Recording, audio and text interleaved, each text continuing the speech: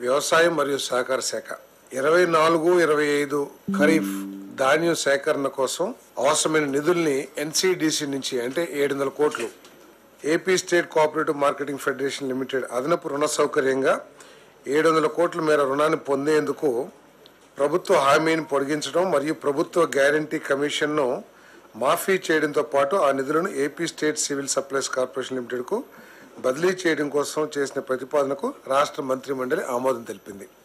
ఇదేంటంటే రాష్ట్ర ప్రభుత్వం ప్రతిష్టాత్మకంగా తీసుకున్న ధాన్యం సేకరణ దేశంలో ఎక్కడా లేని విధంగా కూటమి ప్రభుత్వం ఆంధ్రప్రదేశ్లో ప్రతి రైతుకి కూడా ప్రభుత్వం సేకరించిన ధాన్యానికి 24 గంటలు కొన్ని సందర్భాల్లో 6-7 గంటల్లోనే డబ్బులు చెల్లించిన ప్రభుత్వం ఈ దేశంలో కేవలం చంద్రబాబు నాయుడు గారి ప్రభుత్వం అనే విషయాన్ని గమనిస్తూ మరి ఇప్పటికే 6,000 కోట్ల రూపాయలని 6,200 కోట్ల రూపాయలని రైతుల ఖాతాలకి జమ చేశాం.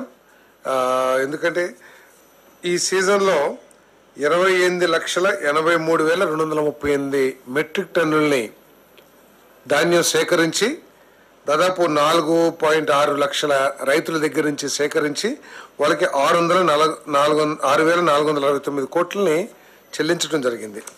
ఇంకా కూడా కొంత ప్రొక్యూర్మెంట్ ఉందనే ఉద్దేశంతో ఎక్కడా కూడా రైతు ఇబ్బంది పడకూడదనే ఉద్దేశంతో మరో 700 కోట్ల రూపాయలని రుణంగా పొంది దాన్ని ఏపీ స్టేట్ సివిల్ సప్లైస్ కార్పొరేషన్కి ఇవ్వటం జరుగుతుంది.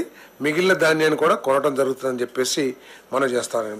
మరి చర్చ సందర్భంగా ముఖ్యమంత్రి గారు ఈ సీజన్లో ఏదైతే ఈ ధాన్య సేకరణలో ప్రత్యేకంగా మాయిశ్చర్ విషయంలో ఏదైతే సమస్యలు ఎదుర్కొన్నామో వచ్చే సీజన్లో అటువంటి సమస్యలు పునరావృతం కాకుండా ఒక ఫుల్ ప్రూఫ్ మెథడాలజీని మీరు ఎవాల్వ్ చేయాలి అని చెప్పేసి ఆదేశించడం కూడా జరిగింది.